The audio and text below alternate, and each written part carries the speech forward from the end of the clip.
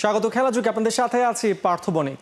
Asia কাপের প্রস্তুতিতে টাইগাররা মহা সিরিয়াস। মিরপুরে হোম অফ ক্রিকেটে চলছে ক্লোজ ডোর অনুশীলন, যেখানে কোচিং স্টাফ আর নির্বাচকদের পাখির চোখ। এদিকে এশিয়া কাপের পরই সংযুক্ত আরব আমিরাতে আফগানদের বিপক্ষে টি-20 আর ওয়ানডে সিরিজ খেলবে টাইগাররা। দিনক্ষণ চূড়ান্ত হয়েছে আজ।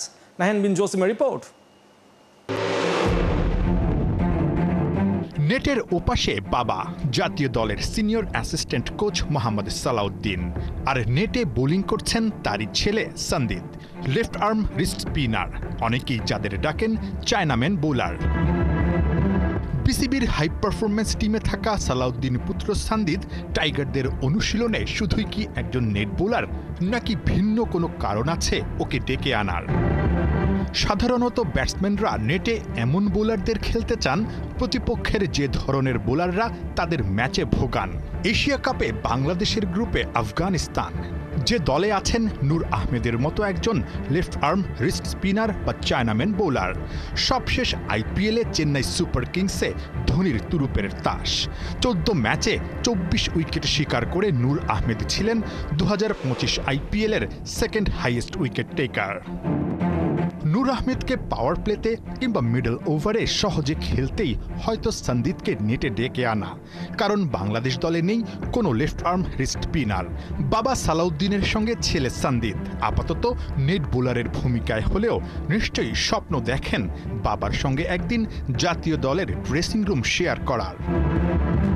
নূর আহমেদের জন্য সন্দীপকে ঘিরে বাড়তি প্রস্তুতির আরও একটা কারণ আছে। এশিয়া কাপের পরই আমিরাতে আফগানিস্তানের বিপক্ষে ওডিআই আর টি-20 সিরিজ খেলবে টিম টাইগার্স, যার দিন তারিখও চূড়ান্ত হয়েছে শনিবার। 3টা টি-20 2, 4 ও 6 অক্টোবর, আর 3 ম্যাচের ওয়ানডে সিরিজ 9, 11 ও 14 তারিখ। এশিয়া কাপে ওপেনিংয়ে তামিম ইমন জুটিকে হতে হবে আরও বিধ্বংসী। চলতি বছর সবচেয়ে বেশি ছক্কা হাঁকিয়েছেন এই দুজন। তারপরও দুই ড্যাশিং ওপেনারের দুর্বলতা সারিয়ে নিতে ব্যস্ত হেড কোচ আর সিনিয়র অ্যাসিস্ট্যান্ট কোচ। তাসকিনকে নতুন বল বেছে দিচ্ছেন বোলিং কোচ শন টেট। আমিরাতের ফ্ল্যাট উইকেটে এই নতুন বলেই পেসারদের জন্য থাকবে বড় চ্যালেঞ্জ। ডেথ ওভারেও হতে হবে আরও পারফেক্ট। স্কিল ট্রেনিংয়ের দ্বিতীয় দিনেও ক্লোজ ডোর অনুশীলন করেছে টাইগাররা। প্রাথমিক স্কোয়াড থেকে চূড়ান্ত দল ঠিক করতে প্র্যাকটিসে পাখির চোখ করেছেন চিফ সিলেক্টর গাজী আশরাফ। নাহিয়ান বিন জসিম, 71। টপ এন্ড টি-20 সিরিজে নেপালকে 32 রানে হারিয়েছে বাংলাদেশের দল। টস জিতে আগে ব্যাটিং করে জিসানে 50 এবং ক্যামিওতে 186 রান তোলে বাংলাদেশ। জবাবে রাকিবুলের ঘূর্ণিতে 154 রানের বেশি করতে পারেনি নেপাল। রকিবুল নেন 3 উইকেট। বিস্তারিত মোহাম্মদ আদনানের ম্যাচ রিপোর্টে। টপ এন্ড টি-20 টুর্নামেন্টে প্রথম ম্যাচটা পাকিস্তান শাহিনসের কাছে বাজেভাবে হেরে টুর্নামেন্ট শুরু করে সোহানরা। নেপালের বিপক্ষে তাই ঘুরে দাঁড়ানোর ম্যাচ।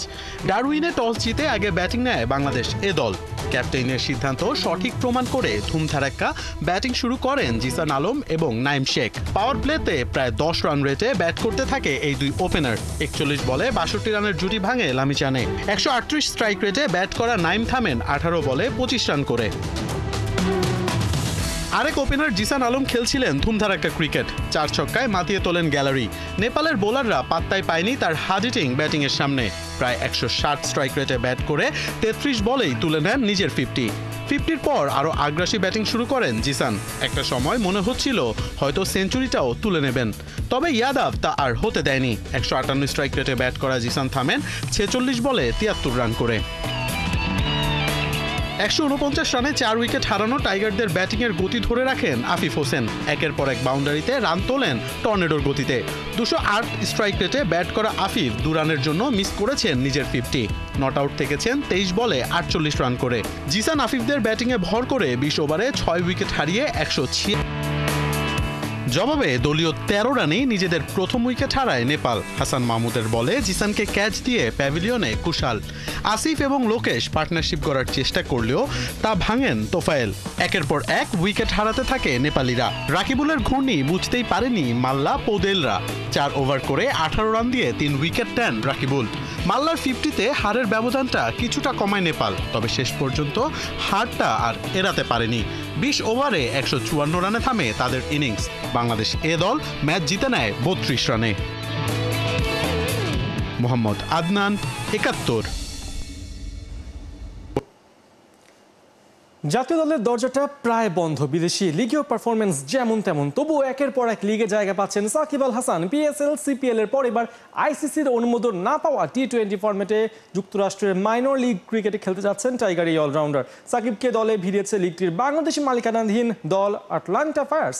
আন্তর্জাতিক ক্রিকেটার হিসেবে তিনি ওয়ার্ল্ড কার্ড সুবিধা পেয়েছেন বিদেশি কোটায়। সাকিবকে দলে ভিড়িয়ে এক বিবৃতিতে ক্লাবটি জানিয়েছে আটলান্টা দেখতে চায় সাকিবের জাদু, যিনি ব্যাটে বলে ম্যাচের গতিপথ বদলে দেওয়ার ক্ষমতা রাখেন। এর আগে যুক্তরাষ্ট্রে যাওয়ার পর নিউ ইয়র্কের স্থানীয় কিছু ম্যাচে সাকিবকে দেখা গেছে অপেশাদার ক্রিকেটারদের সঙ্গে খেলতে। আর সাকিবের আগে এই লিগে খেলেছেন বাংলাদেশের আরেক ক্রিকেটার নাসির হোসাইন। সাফ অনূর্ধ্ব 17 নারী চ্যাম্পিয়নশিপের আগে চলছে বাংলাদেশের প্রস্তুতি পর্ব, যেখানে শনিবার ভুটানের মাটিতে বাংলাদেশ দল ট্রেনিং সারল প্রথমবারের মতো। তবে ভেন্যু চাংলে মিথানের সাথে বাংলাদেশের সামনে হাজির হয়েছে নতুন সমস্যা, যেটা কাটিয়ে ওঠাই আগামী 3 দিনে বাংলাদেশের লক্ষ্য। কি সেই চ্যালেঞ্জ, কি নিয়ে চিন্তিত বাংলাদেশ, থাকছে রিপোর্টে।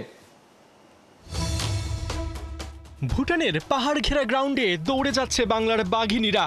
সাফ অনূর্ধ্ব 17 নারী চ্যাম্পিয়নশিপ, যেখানে 2017-তে আছে শিরোপা হারানোর হতাশা। তবে ছুটে চলা বাংলাদেশ অতীতে তাকাতে নারাজ। দৃপ্ত চোখে ওরা তাকিয়ে আছে বুধবারের দিকে, যেখানে প্রথম ম্যাচে স্বাগতিক ভুটানের সাথে বাঘিনীদের লড়াই। পরোক্ষভাবে আছে চাংলি মিথানের উচ্চতা জয়ের চ্যালেঞ্জ। হ্যাঁ, চাংলি মিথান অবস্থিত সমুদ্র পৃষ্ঠ থেকে প্রায় 7,500 ফুট উঁচুতে। স্বাভাবিকভাবেই এখানে গেস্ট টিমের জন্য বড় পরীক্ষা ঠিকঠাক শ্বাস নেয়া, সাথে ঠান্ডা আবহাওয়া তো আছেই। তাই কন্ডিশনের সাথে মানিয়ে নিতে 5 দিন আগেই ভুটানে চলে আসা বাংলাদেশ শনিবার প্রথমবারের মতো অনুশীলন সেরেছে। তো কেমন হলো ট্রেনিং সেশন, দলের সবাই কেমন আছে, প্রশ্ন রাখা হয়েছিল ফুটবলার উম্মে কুলসুমের কাছে। আলহামদুলিল্লাহ ভালো, আমরা সবাই আজকে সকালে প্র্যাকটিস করেছি, মোটামুটি অবস্থা ভালো। আজকে প্রথম দিন যেহেতু প্র্যাকটিস করছি একটু কষ্ট হয়েছে, তো আমরা নেক্সট দিন প্র্যাকটিস করব। প্র্যাকটিস করলে ওয়েদারের সাথে আমরা চেষ্টা করব খাপ খাওয়ানোর। কুলসুম ওয়েদারের সাথে খাপ খাওয়ানোর চেষ্টার কথা বললেও সেটা যে সহজে হচ্ছে না, তা দলের ম্যানেজার মাহমুদা আক্তার অনন্যার কথায় স্পষ্ট। সেখানে উচ্চতার সাথে যোগ হয়েছে আরেক সমস্যা। এখানে প্রচুর বৃষ্টি হয়, আর যখন রৌদ্র হয় রৌদ্র, প্রচুর বৃষ্টি, তো সবকিছু মিলে আশা করছি যে সবাই ভালো করবে। 1 মাসও হয়নি সাফ অনূর্ধ্ব 20 নারী চ্যাম্পিয়নশিপে শিরোপা জিতেছে বাংলাদেশ। সিনিয়র দলের পাশাপাশি অনূর্ধ্ব 17 দলও কোয়ালিফাই করেছে এশিয়ান কাপের মূল পর্বে। তাই জুনিয়র দলের সামনে এখন পরীক্ষা সাফের মঞ্চে নিজেদের দাপট ধরে রাখার। পার্থ বণিক, 71। ময়লা কুড়ানোর একটা খেলা আছে, আপনি কি জানেন? শুধু খেলাই নয়, রীতিমতো বিশ্বকাপ অনুষ্ঠিত হয় স্পোগমি খেলার। জাপানে অনুষ্ঠিতব্য সে বিশ্বকাপে বাংলাদেশে অংশ নিতে যাচ্ছে। শনিবার ছিল তার কোয়ালিফাইং রাউন্ড। রিপোর্টে থাকছে বিস্তারিত, জানাবেন ফয়সাল হাবিব। যে কোনো খেলার বিশ্বকাপে অংশগ্রহণ করা মানে বিশ্বমঞ্চে আপনার নিজের দেশকে প্রতিনিধিত্ব করা।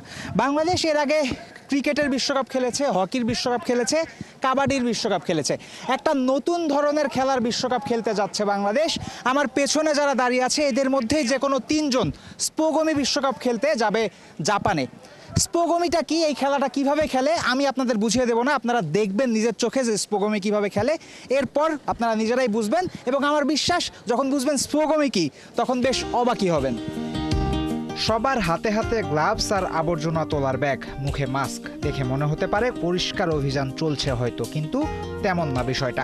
বরং এরা সবাই স্পোগমি খেলোয়াড়। স্পোগমি মূলত আবর্জনা পরিষ্কার করার খেলা। এই খেলায় 3 জন মিলে হয় একটা দল। প্রতিটা দল নির্দিষ্ট আয়তনের মধ্যে আবর্জনা সংগ্রহ করে। সব ধরনের আবর্জনাও আবার নেওয়া যাবে না। মূলত 5 ধরনের আবর্জনা কালেক্ট করতে হয় এই খেলায়: দাহ্য পদার্থ, অদাহ্য পদার্থ, কাঁচের বোতল কিংবা ক্যান, প্লাস্টিক এবং সিগারেটের বাট। প্রতিযোগীরা প্রতি 100 গ্রাম দাহ্য এবং অদাহ্য আবর্জনার ক্ষেত্রে পায় 10 পয়েন্ট। ক্যান কিংবা কাঁচে প্রতি 100 গ্রামে 12 পয়েন্ট, প্রতি 100 গ্রাম প্লাস্টিকের জন্য 25 পয়েন্ট, আর প্রতি 100 গ্রাম সিগারেটের বাডের জন্য সর্বোচ্চ 200 পয়েন্ট।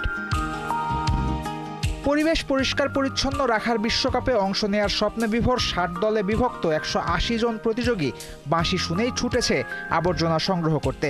স্পোগমি বিশ্বকাপের বাংলাদেশ কোয়ালিফাইং রাউন্ডে সব বয়স এবং শ্রেণী পেশার মানুষকেই অংশ নিতে দেখা গেছে। আলাদা করে নজর কেড়েছে তৃতীয় লিঙ্গের ব্যক্তিদের নিয়ে গঠিত এই দলটা। নানা ঝঞ্ঝা ঝামেলার জীবনকে পাশ কাটিয়ে জাপান যাওয়ার স্বপ্নেই এদিন অংশ নিয়েছিল ওরা। আবার একই খেলায় নামি স্কুলের ক্লাস 8 পড়ুয়া শিক্ষার্থীকেও দেখা গেছে। যেহেতু সিগারেটের বারে সবচেয়ে বেশি পয়েন্ট, তাই সেদিকেই মনোযোগ ছিল অংশগ্রহণকারী খেলোয়াড়দের। জেতার জন্য কৌশল খাটিয়ে ব্যাগ ভর্তি করে সিগারেটের বাট সংগ্রহ করতেও দেখা গেছে কাউকে কাউকে। তবে আলাদা করে একটা গল্পও বলতে হবে। টুর্নামেন্টের 60 দলের মধ্যে 28 নম্বর দলের সদস্যরা একে অপরের সাথে সম্পর্কিত।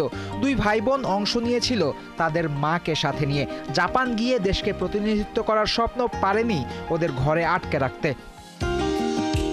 শনিবারের তপ্ত রোদে টানা 1 ঘন্টা আবর্জনা সংগ্রহ করে প্রতিযোগীরা তখন ক্লান্ত শ্রান্ত। ঢাকা উত্তর সিটি কর্পোরেশনের প্রশাসক মোহাম্মদ এজাজ এসেছেন, প্রতিযোগীদের সাথে কথা বলেছেন। উচ্ছ্বসিত প্রশাসক লোকাল পর্যায়েও এমন প্রতিযোগিতা আয়োজনের ঘোষণা দিয়েছেন। স্কুল, কলেজ এবং বিশ্ববিদ্যালয় এবং স্থানীয় লোকজনদেরকে নিয়ে আমরা এই ধরনের কম্পিটিশন আমরা আমাদের প্রত্যেকটি ওয়ার্ডে করতে চাই। খেলা তখন শেষ, প্রকাশ হবে ফলাফল। সেখানেও কোনো লুকোচুরির সুযোগ ছিল না। প্রতি ক্যাটাগরির আবর্জনা আলাদা আলাদা করে ওজন দেয়া হয়েছে। কার কত পয়েন্ট সেটাও প্রতিযোগীদের সামনে লেখা হয়েছে রেজাল্ট কার্ডে। বিশ্বকাপের কোয়ালিফাইং রাউন্ড বলে কথা। অবশেষে এসেছে মহেন্দ্রক্ষণ। আয়োজকরা প্রকাশ করেছে ফল। 3656 পয়েন্ট নিয়ে বাংলাদেশ কোয়ালিফাইং রাউন্ডে তৃতীয় টিম গিলওয়েল। হাড্ডাহাড্ডি লড়াইয়ে গিলওয়েলকে পেছনে ফেলে 3698 পয়েন্ট নিয়ে রানার্স আপ ময়লা মনস্টার। আর অন্য সবার ধরাছোঁয়ার বাইরে গিয়ে 5357.4 পয়েন্ট নিয়ে বাংলাদেশ কোয়ালিফাইং রাউন্ডে চ্যাম্পিয়ন হয়েছে ইকো ফাইটার। অক্টোবরে জাপানে হতে যাওয়া বিশ্বকাপে ড্যাফোডিল বিশ্ববিদ্যালয়ের এই দলটাই বাংলাদেশকে প্রতিনিধিত্ব করবে। স্পোগামি ওয়ার্ল্ড কাপে যাওয়ার জন্য 60টা দল অংশগ্রহণ করেছিল, সেখান থেকে একটা দল ইকো ফাইটার, তারা জিতেছে কোয়ালিফাইং রাউন্ড। তারা যাচ্ছে জাপানে স্পোগামি ওয়ার্ল্ড কাপে বাংলাদেশকে প্রতিনিধিত্ব করতে। কিন্তু 60 দল মিলে ঠিক এতগুলো গার্বেজ কালেক্ট করেছে এবং এটাই এই আয়োজনের সবচেয়ে বড় মেসেজ। আমরা সবাই যদি নিজ নিজ জায়গা থেকে গার্বেজ কালেক্ট করি তাহলে আমাদের দেশটাও জাপানের মতোই পরিষ্কার পরিচ্ছন্ন হয়ে যাবে। আশা করি সবাই এই মেসেজটা নিজের কানে নেবে এবং মেসেজটা নিজের লাইফে কাজে লাগাবে।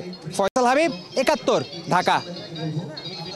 যুব সমাজকে ক্রীড়ামুখী এবং সক্রিয় জীবনযাপনে অভ্যস্ত করার লক্ষ্যে আগামী 13 সেপ্টেম্বর হাতিরঝিলের অ্যাম্পি থিয়েটারে অনুষ্ঠিত হবে হাফ ম্যারাথন প্রতিযোগিতা velocity 15K run edition 1।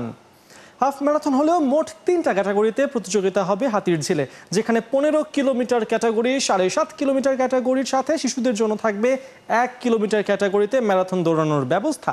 Marathon উপলক্ষে আয়োজিত সংবাদ সম্মেলনে উপস্থিত ছিলেন ম্যারাথনের ব্র্যান্ড অ্যাম্বাসেডর, আর্চারি ফেডারেশনের প্রতিষ্ঠাতা সাধারণ সম্পাদক কাজী রাজীব উদ্দিন আহমেদ চপল, টেবিল টেনিস কিংবদন্তি জোবেরা রহমান লিনু এবং অ্যাথলেটিক্স ফেডারেশনের সাধারণ সম্পাদক শাহ আলম উপস্থিত ছিলেন। অতিথিবৃন্দের উপস্থিতিতে আসন্ন ম্যারাথনের 3 ক্যাটাগরির জন্য 3টা জার্সিও উন্মোচন করা হয় অনুষ্ঠানে। উইন অর উইন, বার্সেলোনার একটাই মন্ত্র। টাইটেল ডিফেন্ড করতে এবার মাঠে নামছে ডিফেন্ডিং চ্যাম্পিয়ন বার্সেলোনা। প্রি সিজনে দলের প্রস্তুতি ভালো হলেও ফুটবলার রেজিস্ট্রেশন নিয়ে খানিকটা চিন্তায় হ্যান্সি ফ্লিক। লিগে নিজেদের প্রথম ম্যাচে কাতালানদের প্রতিপক্ষ মায়োরকা। খেলা শুরু বাংলাদেশ সময় রাত 11:30টায়। কোহিনুর কোনা report. We are hunger than ever. নয়া সিজনে নিজেদের প্রথম ম্যাচে মাঠে নামার আগে হান্সি ফ্লিক বাহিনীর হুঙ্কার। শুধু তর্জন গর্জন নয়, বার্সা হাঁটছে সেই পথেই। রিয়াল মাদ্রিদ যেভাবে ট্রফি ডিফেন্ড করেছিল ঠিক একইভাবে ব্যাক টু ব্যাক শিরোপা জয়ের মিশনে। নতুন জার্নিতে কাতালানরা ঠিক কতটা মরিয়া তার প্রমাণ মেলে প্রি সিজনে বার্সার সামনে প্রতিপক্ষ দলগুলোর লেজে গোবরে অবস্থা দেখে। ফ্রেন্ডলি থেকে হুয়ান গাম্পা ট্রফি সব মিলিয়ে শেষ 4 ম্যাচে গেল সিজনের ডোমেস্টিক ট্রেবল জয়ীরা গোল করেছে 20টা, বিপরীতে হজম করেছে মোটে 4টা। এবার সেই বার্সার আগুনে পোড়ার অপেক্ষায় মায়োরকা।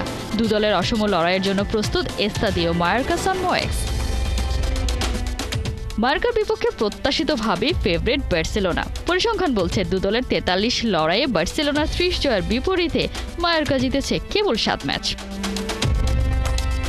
হোম অ্যাডভান্টেজ নয়, বরং খেলা মায়োরকার ঘরে বলে এই ম্যাচে ব্যাকফুটে গেল সিজনে 10 নম্বরে থেকে লিগ শেষ করা দলটা। 2024-25 সিজনে মায়োরকাই একমাত্র দল যারা নিজেদের দর্শকদের সামনে 19 ম্যাচ খেলে জিতেছে কেবল 7টা।